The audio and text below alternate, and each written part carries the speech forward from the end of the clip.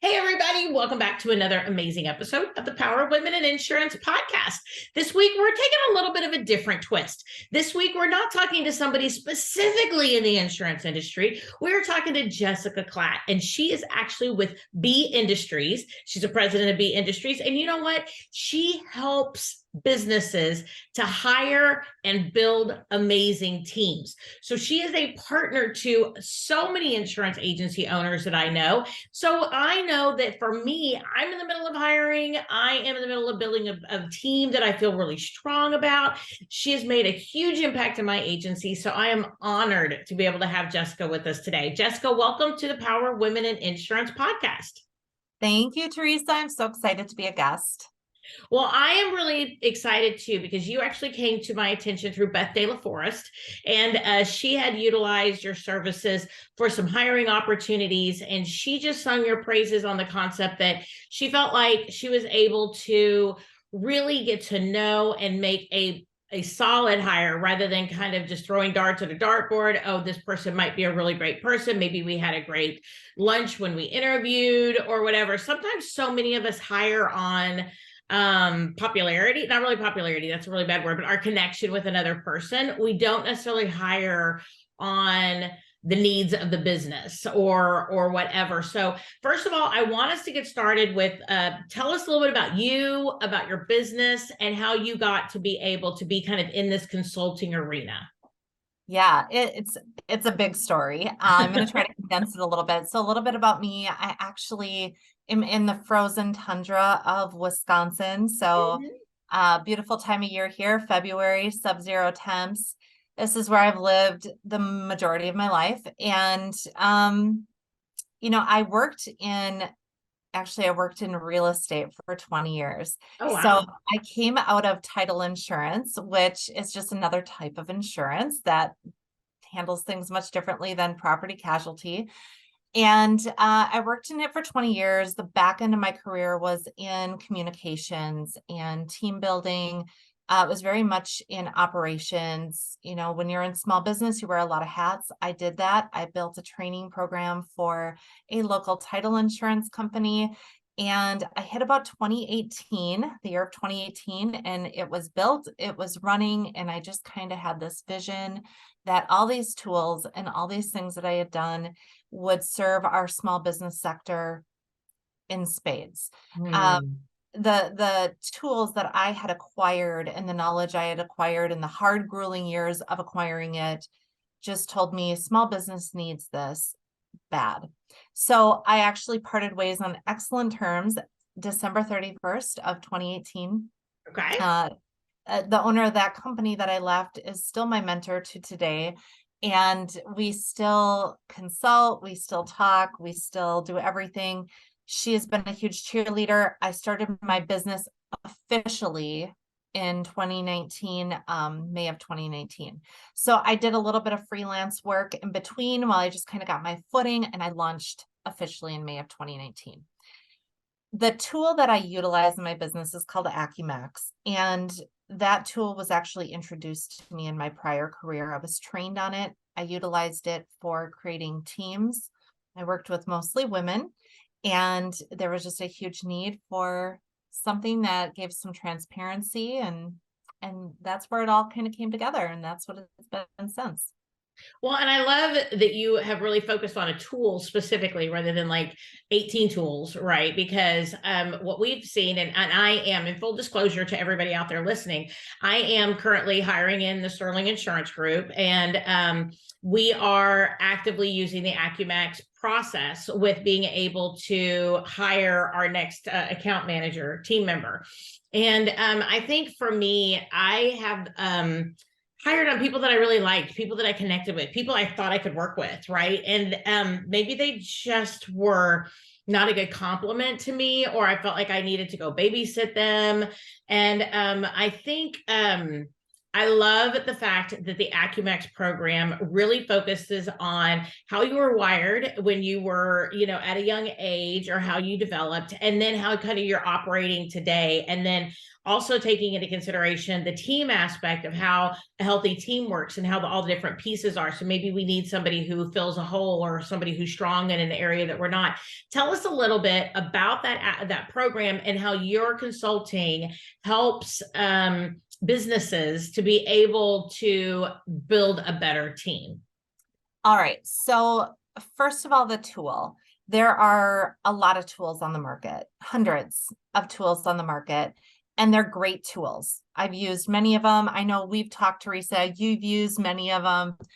Strength Finders is one that's so popular. You can go all the way to Enneagram, right? These are all tools that are available at your fingertips. They measure personality, behavior. They might even tap into astrology.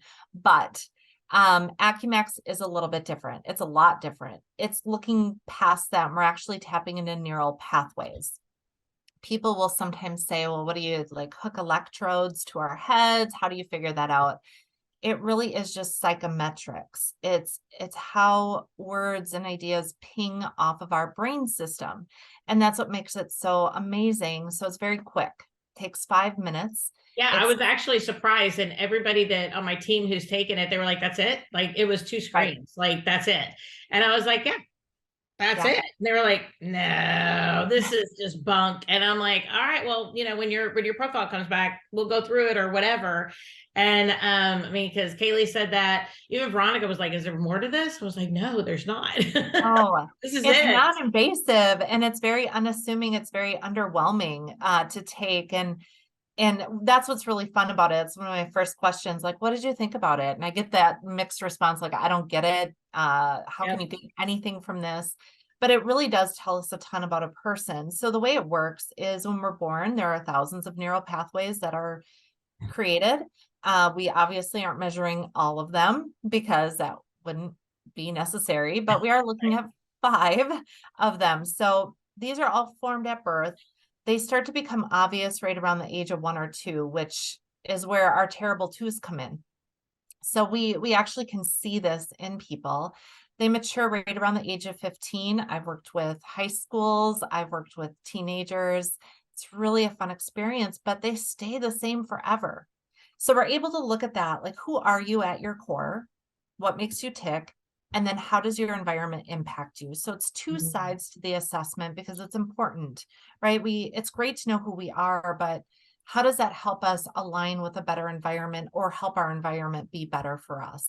So that is kind of the answer to the first question. That's the tool. And there's a lot more that Acumax has available, from culture assessments to peer reviewing, that kind of stuff. But I use mostly the wiring aspect. So how that really helps a business. One of the things I learned in small business, especially working on the back end of it, I worked with 95% women, and they will all say they have control issues. So I'm not speaking out of turn here. Women having control issues? I don't know. Right. I don't know. Who says, right? We all had them, and that's really exciting, and it can be really hard. But the truth is, people are people. So when I would deal with conflict or difficult situations without the tool, it was a lot of guesswork. It was a lot of like, okay, well, this would be the next right thing to do. And while those are all good things to have, sometimes the missing piece was, I don't understand the lens in which you're seeing this, right? So what Acumax does first and foremost is it helps us get a baseline on a team.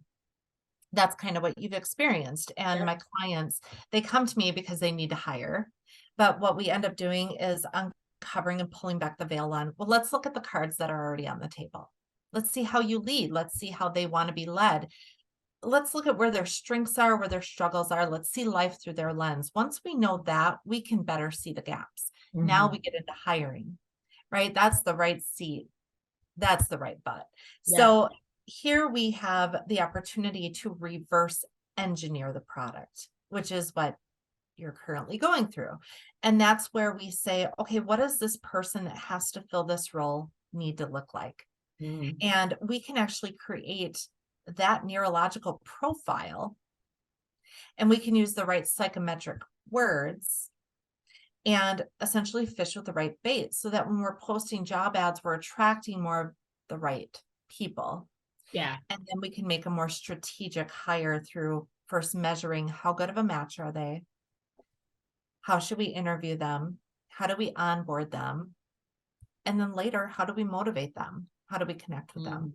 So it's very comprehensive, and that's a big elephant to eat in one sitting. So I'm doing my best to break it down.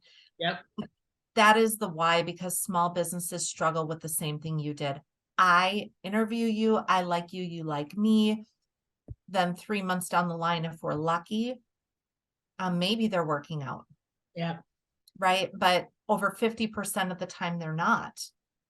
When statistically only 4 out of 10 hires will stay after a year, those are not great odds for a small business. And you're left going, well, I thought I liked you and I don't understand why you're not working out. Right. So it costs a lot of money. So if we can reduce that, this tool and what I do helps move the marker to more out of like 8 out of 10 new hires are going to stay versus 4 out of 10. And I think as a business owner, we need to take very, very seriously the fact that, if we want to be able to buy a software program, if we want to buy, move into a new office, if we want to start a new business, right, we're going to do the research. We're going to get in there. But I think sometimes for hiring, especially when we feel desperate, right? Especially when we're tired, we're taking care of maybe all the service work, or we're taking care of all the, a specific area of our business, maybe that we don't love, right? Especially when that's a piece. I think that it creates this urgency that if we just bond with somebody like, oh my God, I love you, you're my new best friend. And we think that this is going to be some, Laverne and Shirley type thing. We're besties forever and we're going to go rule the world and you're going to be my favorite employee. And it just, that's not what goes into what makes people really tick. And I think one thing that I love about the program that you have is that you do look at the wiring, right? Like who are you at your base? But then you also have another section that is also, where are you in your current workspace and in your life, right? Work-life balance concept, right? So therefore, people might be very different in where they're at between those two. And so we can see that people are not living what they feel like is an authentic or real experience. And so therefore, they're not happy where they are. And how can we work with them to be able to create a better team, keep our team, retain our team, all of those different things, because that's what we really, really want. And I love that your tool is built to be able to be that bridge between the impulsive business owner who needs somebody yesterday and somebody who's like that, always be hiring, have a really good intentional platform and do it in a way that is best for the business. I love that you're helping to bridge that for business owners. Yeah, thank you. It's really a blessing to be able to do that. It's just amazing when people trust me enough to come in and pick things apart. That's a humbling experience, right? Yes. Absolutely. Absolutely. So what are some of the biggest challenges that you think that business owners or hiring managers, whoever it is that you're working with, what do you have to kind of help them get their mind around in order to be successful? Because we all have our mental junk. We all have our mental impulses, right, that we might want to act on. What do you find is someone's biggest challenge to being really, truly successful as you guys are getting started? Not necessarily in the process, but that you have to kind of reframe some of their thought processes to be successful. Well, I think the biggest one comes down to leadership. The thing I hear, it doesn't even matter who they are. I just don't feel like I'm a good leader. I don't think I'm cut out to be a leader. And I hear that from just a wide variety of types of people. And so what people tend to be looking for, and there's so many self-help books on the market, is what is a good leader? Like, what is a good leader? What does a good leader possess? And they try to mold themselves into that. And I have clients, and I know, one of them is probably going to be listening to this even. And even just reflecting on that story of, I thought I had to be very patriarchal. I thought I had to be very top down. But it felt bad, but I didn't think I could succeed unless I was that. And then that sudden breakthrough of, oh, That's just not my style. And if I lead this way and I bring in people that are led that way, I can create a family. People find so many struggles in leadership. Really, it comes down to that. I talk a lot about the foundation. The foundation of a business is leadership, communication, and culture, Right. right? And it settles on purpose. So if you think of it like layers like that, leadership is so important. And I think it's the number one issue. So leadership, I think to me, leadership means different things to different people. I think some people are a lot more of an assertive leader, right? They come on in, they say, this is what I need, and this is da da da da. And they're much more of what I would call a dictator leader, right? Type thing. They're a barker, right? In my opinion. And I think that is some people. And I think that then there's the people who are the please and thank yous and oh my gosh, da da da. But they put maybe a little bit of a firmer, or maybe a totally opposite end of that spectrum is the weaker leader, right? The please, sir, may I please let you do your job today? The really, really low key people. And then I think in the middle are where I feel like I'm at is in that more nurturer type thing. We want to grow you, but at the same point, I'm also a low patience, which is something that you have helped me to make sure I define, because now I'm like, okay, I'm low patience. That's fine. But I'm like, okay, I really want to love you and I really want to nurture you, but I really want to do it like yesterday. And I want you to have like all of this wisdom and I want you to have all of this knowledge and I want you to have all of this, like, let's grow up today. Like, yay, we achieved. That's what I want, right? So I could sit here and say, oh my gosh, I just want to love and nurture you. And I do, don't get me wrong. That is what I feel like, because I don't want to, and you've helped me to define this too. Part of my misery some days is I feel like I'm babysitting, is that I'm double checking, is that what am I missing? Because if I'm catching these things, then this obviously it has 18 other things that didn't get done. And I hate the babysitting feel, and I don't want to do that. And it's that low patience. It's the concept that I don't want to be in that space. But you for me told me, okay, that's okay, because that's how you're wired. And I still want to love and nurture people. But I also know that sometimes my patience comes in, and you've helped me with this the past couple of months that we've been working together to be able to see that. Because once we identified that in my leadership style, as well as how I work, I was like, oh, that makes sense. And it helped me I agree with what you're saying about your other client. I'm still in that process, I think, of accepting it because I'm so new at this. But I think it's letting me see that in myself, and it's letting me go, that's not bad. That's just how I'm wired. And that for me has given me great peace over the last couple of weeks. Yeah. And that is exactly what it is. It's not, it's not the idea that we're going to change somebody. That's not what we're aiming to do. And it's not the idea that we're going to coddle it either. I say it's really a 3-step process. It's, can you become self-aware? Like, can you understand that inner part of yourself? Then can you realize it? Can you understand how to use the tool within it? Because every strength will house a struggle. So you get to choose. Am I going to let the strength drive it, or am I going to let the struggle take the wheel, right? But then we get to that last phase, and that's the evolution of it. That's why working with something like this for a long period of time is life-changing. When you get to that last phase, that's empowerment. And that's where I know who I am. I know how to use it. Now, can I do it a little bit differently? Can I move out of that space when I have to? So for you, even, it's like, I know I want to go fast. That's an impatience. And so nurturing maybe doesn't come as natural, as fluid to me, right?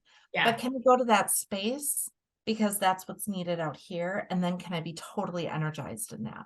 That is true freedom. Yeah. That's what we aim to get people to. And I think today, even because before this meeting, we actually took a little bit of time to kind of look through some applicants and another team member. And by looking, I know one thing that we were talking about somebody that I'm looking at is you just made and it really stuck in my head. And I didn't even mention it when you did it. So you're going to be like, oh, we didn't even talk about that. But one thing that really struck out to me was because you said specifically, this person needs words of affirmation, right? They need words of encouragement. They need connection, whatever. So you might even need to be, and you said this, I loved it. You might even want to make sure you put a reminder on your calendar to tell this person 3 things about them, that because it's not going to be in my wheelhouse. So you took my profile on that, knowing me, and then this other person's profile, and you even gave me a leadership thing. And I know I need to love on my team more, but part of me is like, my commercial like CSR yesterday, she called me and she was so cute. She's like, I feel like I haven't talked to you in forever. I'm like, yesterday was Thursday. And I'm like, I talked to you on Monday. I'm like, we're fine. Like we chat all day long on chat, but I'm like, but I physically had a Zoom meeting with you on Monday. She's like, I just feel like I haven't talked to you in forever. And I'm like, what? How is that even a thing? Because sometimes I just get so focused on what I'm doing that I love the fact that you pulled that out of my personality profile, that I do get super focused, and you give me tips on how to love on my team and be a better leader based on the things that they need for their personality. And I think that for me is a really big key part of this as well.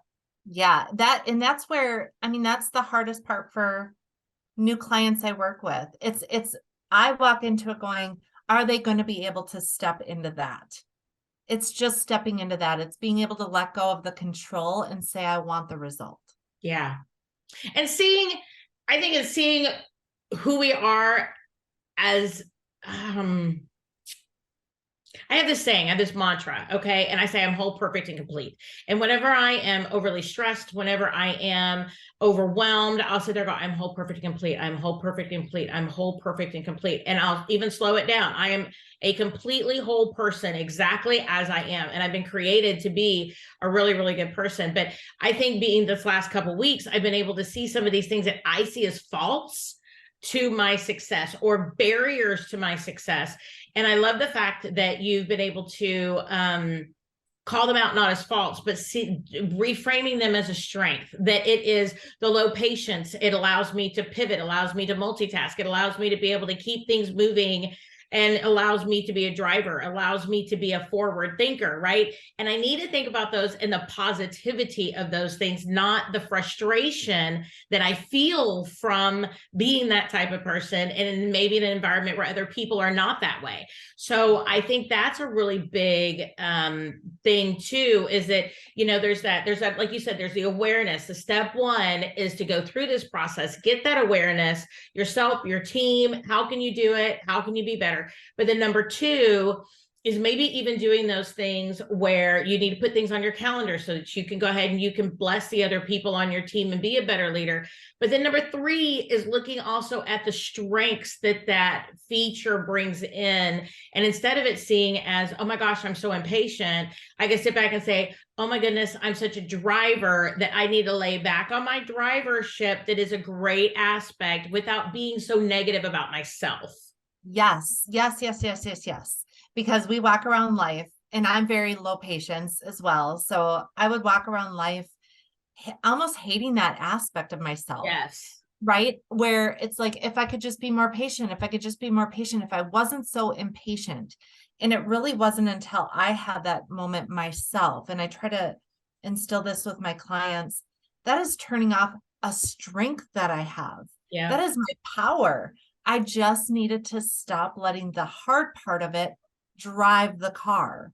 Yep. And so it really is, I feel like it is such a great position for leaders who really want to say, I want to be fully who I am. And I want to love all the beautiful pieces, but I want to know how to toggle when appropriate. Yeah. And I think one of the things that I'm hoping to get out of this now, again, Jessica, I don't even know how far we are in this process. What are we, like a month, maybe? I don't know, because we kind of changed focuses. We started off just with the team piece of it, and now we've kind of gone into the hiring. So we kind of had a little bit of a swap there, because I had a team member release her position back in January, and I called Jessica like, oh my gosh, what are you doing? But anyway, she's been great about that. But and again, I'm really early on in that process. But I think too that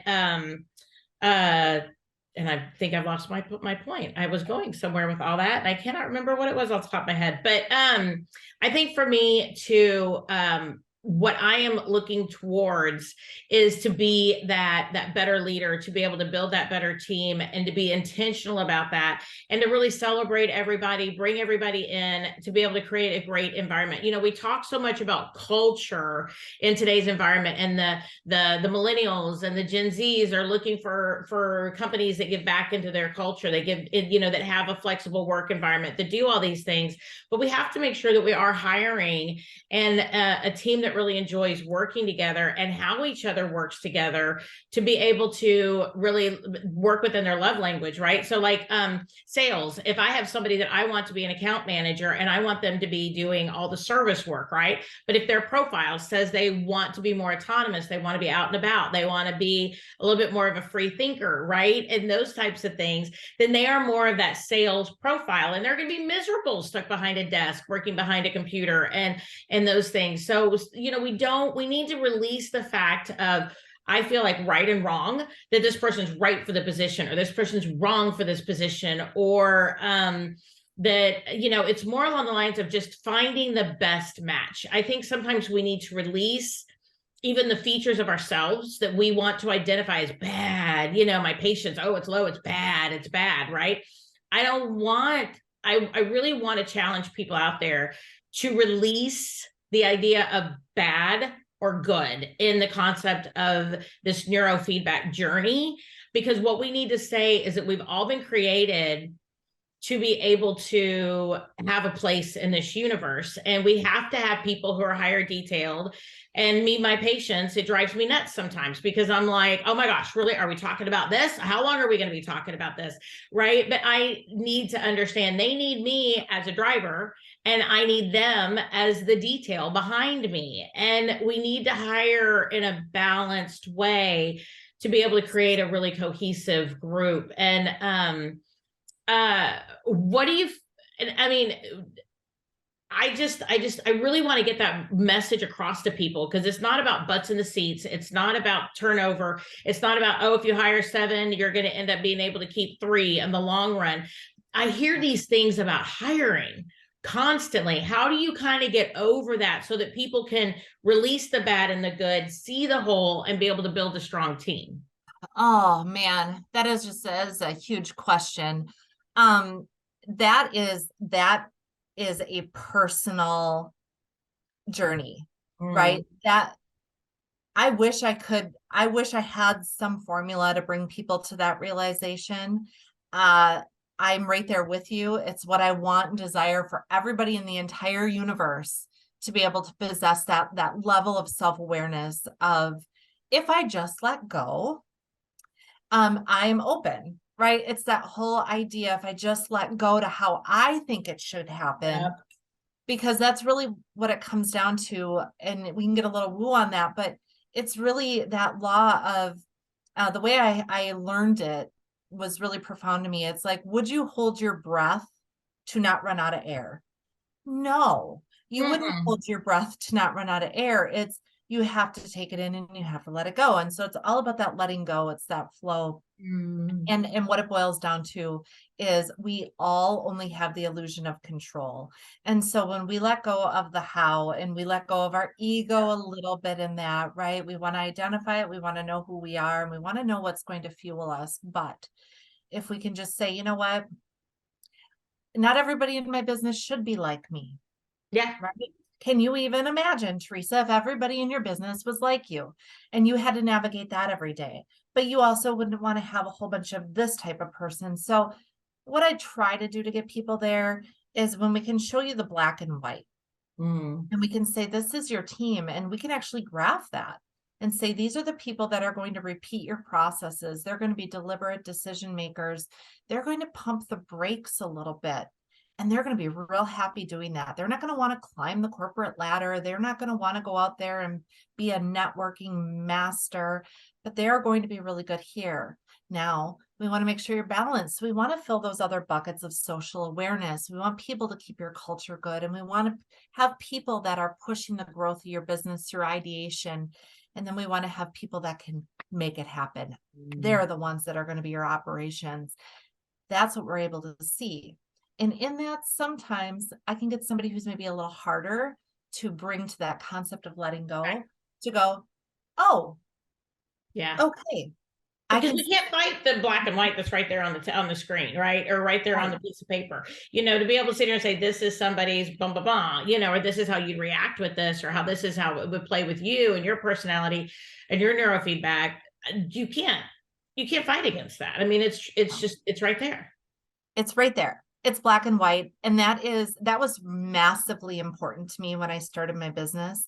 It is why, I mean, this tool had proven itself time and time again, but it was my biggest driver in this. And I'm not even a high detail person. I don't need a ton of like certainty, but this provided the opportunity to serve a wider client base, because some people do. And they will be more hardened to the concept or the idea of like, just let it go, man. Just let it go. And let's just see what happens. They're not going to buy into that, but they will buy into, can you show me it on paper? Yeah. Yeah. There's truth in that. It's not my opinion anymore. Yeah. Exactly. And I remember where I was going before. I apologize. I feel like I kind of went wonky and then I came back to a point, but it wasn't the right point. It wasn't the one I was really going for. But I think one of the reasons that I've come to you on my end is because I feel the ticklers in the back of my mind and my body and my soul of burnout. And part of that is that after 20 years, because in March, I'm officially 20 years in this industry, or since my agency opened. And with that, and we've talked about this as well, and I've talked about it in my podcast multiple times, I'm trying to take the business back to kind of what I'm going to call foundations, and just kind of rethink all the different pieces of it, and making sure that the things that we've been doing for 20 years, we're not doing just because we've always done them, that we do them because they're right, and they're right for our clients, right, and they're efficient, right? And so we're kind of taking that through. And I think for me, one of the reasons why this program was so attractive is because the person I had talked to previously, Beth, had mentioned that this system allowed her to lead the way. It gave her permission to be able to lead how she was designed to be able to lead. And it let her find a management style that she felt happy in. And it gave her, I hate to use the word permission, but it gave her permission to delegate the things she didn't want to do, and And Beth, if the listeners out there want to be able to check her out, she's Aspire Insurance. She's amazing. And she actually has if you go check her out on Facebook, I know she's doing like a Sunday planning program, so that way she can she shares her Sunday planning. She has 2 kids, 2 teenagers, or middle-line teenagers, new teenagers, and running a business and having a husband that has a career, and all these other things. And so she's really, I think, blossomed into so many amazing things that she's very passionate about. And I think on my end, I feel, and I have felt for a little while, and all the listeners out there know I've been struggling with the last year and a half since my son passed away, a lot of depression. But then at the same point, I'm just feeling this 20-year itch of almost like a burnout. And I'm trying to figure out how much of it is depression versus burnout. But coming to you, I'm also seeing that I'm okay and I'm healthy the way that I am, and that it's okay to be able to process these things the way that I process these things. And one of the things you brought up, which gave me permission to feel this way in a lot of ways, was that I feel like I'm babysitting in a lot of areas, and I don't want to feel that way. And that makes me want to eat my left arm off, kind of thing. And it makes me miserable. And that let me say, I can't operate this way anymore, because that's where this burnout's coming from, is because I'm not living myself authentically in an environment that I'm creating. So why not create an environment that is functioning around my ability to be able to be successful? And I'm in that journey, but I love that you do that. Yeah, it's something I believe wholeheartedly in. I've been on the side of feeling like a babysitter, and I adopted a mantra in that if you're going to walk into my office, this is back even now, I am here for you as a staff member, as an employee, but I'm only here to empower you to be a solution for yourself. And if you're not willing to do that, my office isn't open to you. You're not going to come in here and get sorries and get all these things. You're going to come in here and I'm going to help you find a solution, so you learn how to find solutions. that is the same mentality I bring in my businesses, because nobody wants to be a babysitter. And guess what? Nobody wants to be babysat. But Right. if we can start to understand our leadership qualities and also those leadership qualities of our staff, that's a love language, Yeah. right? So we start to learn how to empower them to be their self-led selves. And I know Beth would speak to this as well, but she now has a team that is developing this leadership within themselves that they actually flourish when she even steps back. And Yeah. how freeing is that for a business owner to not just know it's safe to step away, but that there's going to be flourishing. Yeah. That's what it's about. That's Well, empowerment, right? and in our industry, as with any business, if people do have an exit strategy of being able to sell in the long run, it also increases the valuation of our businesses. That if we have a team that is autonomous, that knows how to be able to flourish, that knows how to be able to take those reins, and a business owner doesn't have to be in the center of that conversation. Because when the business owner sells or the business owner leaves, that business can't function without that business owner. And that is a healthy thing to build. And I want to make sure people hear that out there, because we all have this God complex where we want to be the center of the universe to some degree. And then all of a sudden we wonder why we're so burnt out. And hello, that's me. That's exactly what I'm saying. But, you know, and I've been to where I've released in the past, and then things have happened, and then I took it back, and then I released, and then I took it back. And right now I'm in this space where I've taken it back.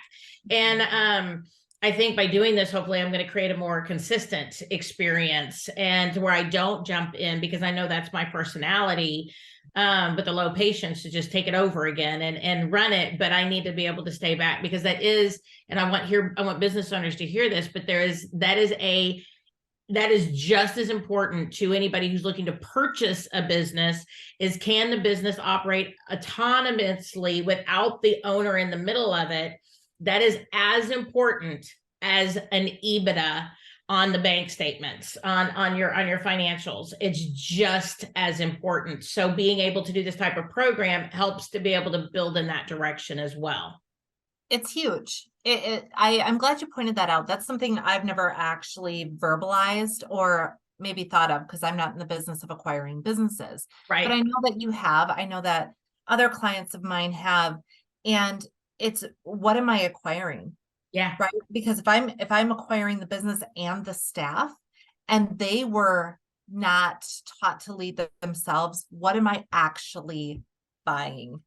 Because Yeah. now you're putting yourself right into the thick of the fire, and you will have to start over. I promise you, you will have to do a lot of hard work. So great point. That is, hear that, everyone.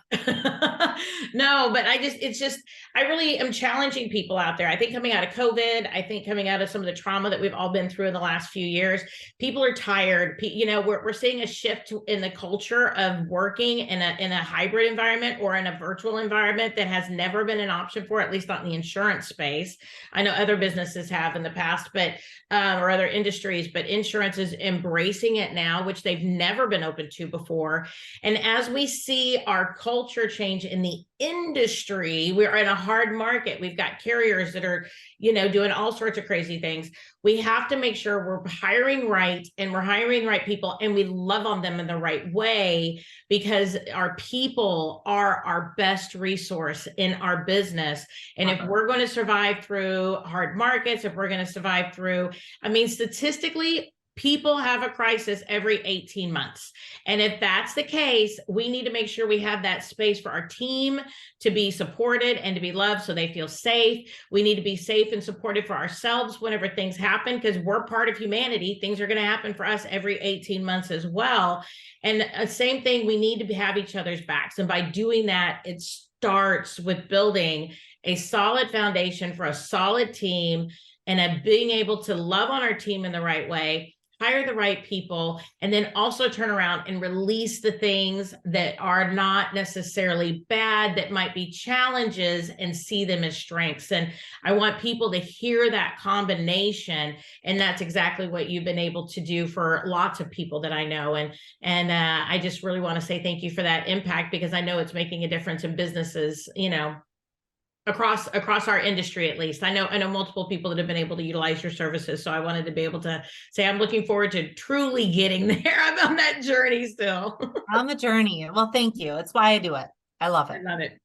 Well, Jessica, people want to reach out to you. Maybe they have questions, right? Something we haven't addressed, something maybe that they pops up in their brain. How can they reach out to you to be able to connect? They can reach out to me. A great fast way is just email me. I love to get emails. My email address is Jessica. So that's Jessica at wired to be. So wired, wiredtobe.com. That's a great way. You can also visit me on my website, and that's wiredtobe.com. I love it. I love it. So everybody, this has been another amazing episode with Jessica Klatt with B Industries with Wired to Be website. That's her URL. I want to make sure we do get that out there. And if you are looking to be able to hire, if your team is looking to be able to build a stronger team, you don't have to be in the hiring phase. You don't necessarily have to be in it could just be you being able to make sure you're the best you that you can be, right? I know Jessica loves to work with businesses and teams. So reach on out to her and to connect with her so that way we can be a part of being able to build really, really strong small businesses. So I'm thrilled with that. Thank you so much for joining me today, Jessica. Thanks for having me. This is fun. It is fun. It is fun. Well, everybody, this is another amazing episode of the Power of Women in Insurance podcast. My name is Teresa Kitchens. Don't know if I said that at the beginning. I usually don't. I'm so sorry about that. Do find us on Apple iTunes, Spotify, Google Podcasts, anywhere that you stream your local podcasts. We do have another amazing episode with another fabulous woman in the insurance space throughout every single week. So check us on out and check us out on all your streaming on Facebook too. Look us up, Power of Women in Insurance. And we would love to make sure that you get the opportunity to be able to listen to each of these women's stories and be able to grow your own professional career through being able to utilize these resources. Everybody, I'll talk to you next week and have a really great one.